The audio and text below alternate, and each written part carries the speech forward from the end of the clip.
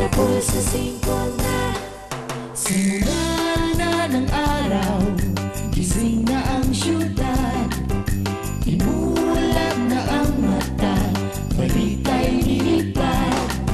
Pagsikat ng araw, labas na ang sigla, at tayo'y bumilang na 1 hanggang 5. Kung tayong matapang, pasensyang tamaan, patok na usapan, palengke't tahanan. Alas 5 na, alas 5 na, alas 5 na, alas 5 na.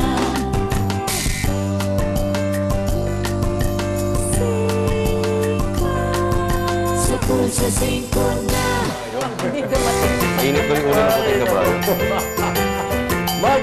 Magandang Lunes na umaga mga kapatid. Dito po sa Pulsa 5. Kami ang bagong barkadang gigising sa inyo. Bago tayo humata, puntahan muna natin si Makata na nagpipiling bata sa isang museum na siguradong patok sa mga bagets. Go, Makata!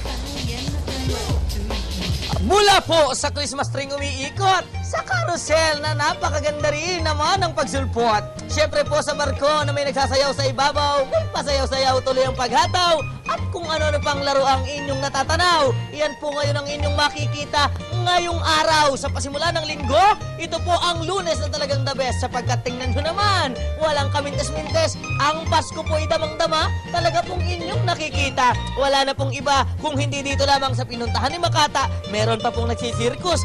Gustong-gusto ng mga bata. Kaya po sa mga mag-aaral, mga classmate, mga kaibigan, mga friendship, gisingin nyo na po ang inyong mga classmate. I-text nyo na i-Facebook, i-chat, i-Twitter. Sapagkat mamaya po kami ay magbabalik. Sapagkat tingnan nyo naman, napakaganda po. Ito po ay 1 kwarto pa lamang. At mamaya po, 1 katutak pa ang ating pupuntahan. Ito po ang Toy Museum na kinikilala sa buong bansa. Na talaga namang napakaganda pinupuntahan ng mga bata.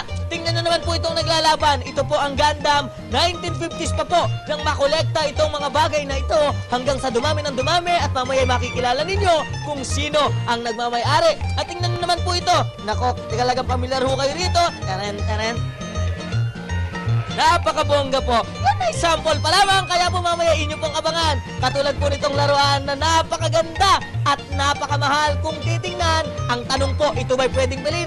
Mamaya, ano mang inyong laman? Kaya mamaya alamin sa pagbabalik ni Makatatawanan. Ito pa rin po ang sa Pulsa 5. Magbabalik kami. Abangan nyo.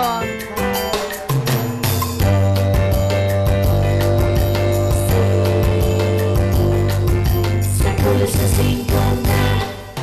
Natin si Makata. Hi, Makata.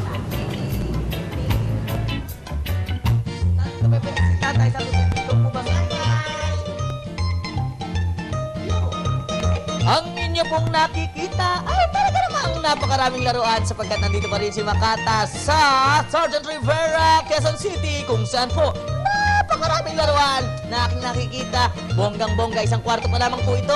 Alam niyo po, ang may-ari po nito si Jimmy Madarang. Kaya po, may nakaupo po rito. Palagay ko po ito po ang lolo. Para po, siyempre naman, yung kalaro ko si Jimmy. Halo, kasi po, kami po, live po tayo sa Pulsa 5. Nasaan po ba yung apo nyo? Siya po ba may-ari nito? Ang dami laruan. Ako po si Madarang po. Si Jimmy Madarang. Kayo po ba yun? Sorry po. Akala ko bata yung may-ari kasi laruan to. So kayo po ang nagkukolekta nito. Opo. Ay, bumati po muna kayo. Live po tayo sa Pulsa 5 sa mga kapatid. Magandang umaga po mga kapatid. Ay, naka po, pakita na po natin, Mang Jimmy, ito pong napakarami ninyong collection mula pa po ng 1950s. Ay, paliwanan niyo po kung ano po itong nasasaksiyan ng ating mga kapatid.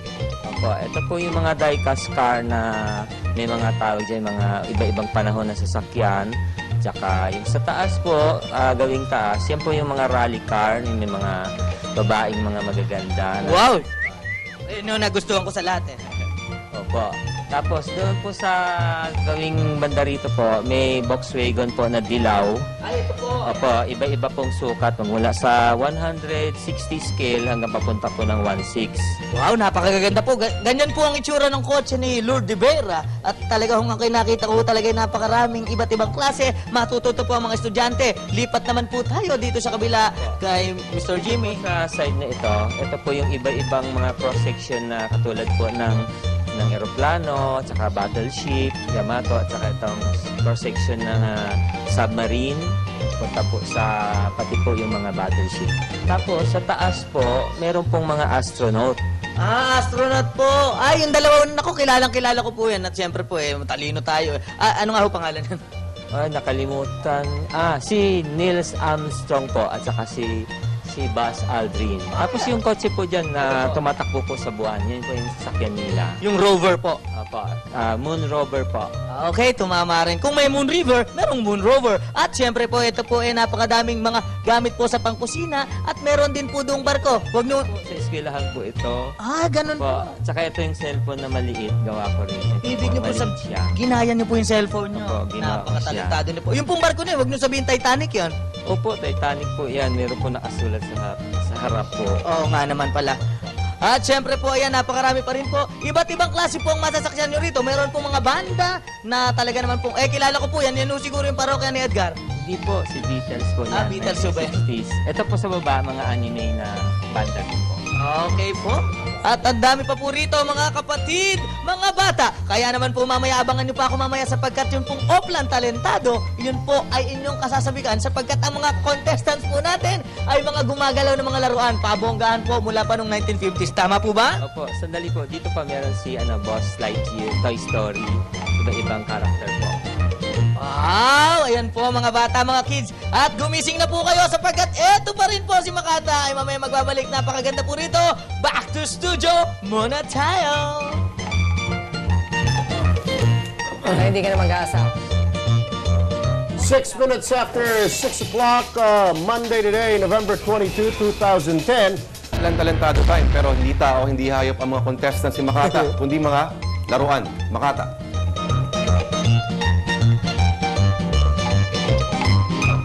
Hindi ako isang laruan na kung ayaw mo na iyong papalitan. Ang akin pong kinanta ay kasing luma ho nang nakita ninyo ng mga sasakyan kung saan kami nagpunta. Ito po ang Toy Museum na maganda sa mata, mabentang mabenta, pero yun nga po ay sa mata lang sapagkat ito po ay not for sale. Ito po ang ating pagdarausan ng ating gaganapin ngayon na special edition ng Oplan Talentado kung saan po ang mga kasali ay hindi po tao, kung hindi po mga laruan. At syempre po, ito po si Ryan Agoncillo sa aking tabi, or also known as Jimmy Madarang, na hindi po madalang mga laruan. Siya po ang may-ari dito. At syempre po, kung meron tayong talentadong Pinoy, meron po tayong mga talent scout. Ito po yung mga talent scout. Ito po yung tatlo, the Three Stooges. Kaya po, tsak na kwelang-kwela. Meron din naman tayong mga jury. 2/3 po ng ating score ay magagaling sa jury, 1/3 naman sa talent scout. Okay, Ryan Agoncillo, Jimmy Madarang, ano po yung contestant number 1? Ito po, hindi nawawala ang bubong nito, pumupunta sa likod. Ay, nawawala ho ang likod, nawawala ang bubong pumunta sa likod. Ito namang number 2. Ito po, mataas. Tumataas siya. Anong taon po na-invento itong kotse na ito? 1965. Wow, napakatanda na po. Napakahusay po. Dalawang contestants na po yung ating nauna. Ito naman yung pangatlo, mukhang walang kwenta. Ito po, hindi nahuhulog. Pero minsan, nahuhulog siya. Hindi ho nahuhulog. Ano ulap? Wow, sosyal. Ayan pa mga kapatid. Ay! Nahulog nga. Okay, next. Mukhang talo na ho yan, ha? Pero talagang hindi nahuhulog yan minsan. Ito naman ang pang-apat. Ito po, sumasayaw. Sumasayaw na sasakyan. 19 ano po ito na invento? 1970s po. Wow, mukha pong nanliligaw pa lang kayo nun. At siya naman po ang pang-5. Ito po, sasakyan na tumatakbo na hindi tumatakbo. Ano ba? Niluluko niyo ho ba ako? Ba't abay, totoo nga. Opo, tumatakbo. Hindi nga naman tumatakbo. Ito po yung maganda sa traffic. Akala niyo umaandar kayo, pero kung traffic, hindi naman pala. Ito naman po. Ito, mahilig po sa disco. Wow, mahilig daw po sa Ayaw disco. umandar, sandali na po. Sige ho, paandarin nyo. At ito po mga kapatid, mga estudyante, punta lamang po kayo rito, mag-schedule kayo ng mga field trip. Napakaganda po. 3 kwarto po ito at pinasok namin, walang imposible dahil ang aming TVU ay walang mahabang kable. Ito nga po yung sinasabi natin. Kuya, pakita po natin ito na may speaker. Ito po ay ayos na ayos sa kampanyahan. Ayos na ayos po at talaga namang bonggang-bongga mula po kay Jimmy Madarang. Mr. Jimmy, pakitaan nyo naman po ako nung gusto ko naman ay robot. Ito pong sasakyan nito ay robot po. Kotse po yan. Hindi po, robot po talaga yan. Ito po ang robot, Mang Jimmy. Ay, ito, robot nga po. Ito po, robot. Nag-aaway pa ho. Ito nga po, yan nga po ang robot. At saka ito po, pwede pa pang robot. Pero ito po, kotse po ito. Hindi po, itong kotse na ito talaga, robot po ito. Ibig niyo po sabihin ito nagiging robot? Opo, ayan po. Nako mga bata, check po kayong matutuwa. Napakadalubhasa. Wow! Oo nga naman. Napakahulay talaga naman, Jimmy.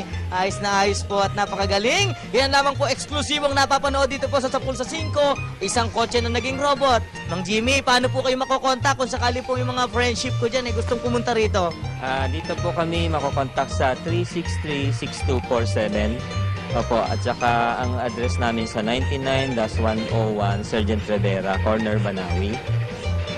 Gusto ko sana magkaroon ng school field trip yung mga eskwelahan para maka-enjoy din po yung mga estudyante at matuto rin sila dito.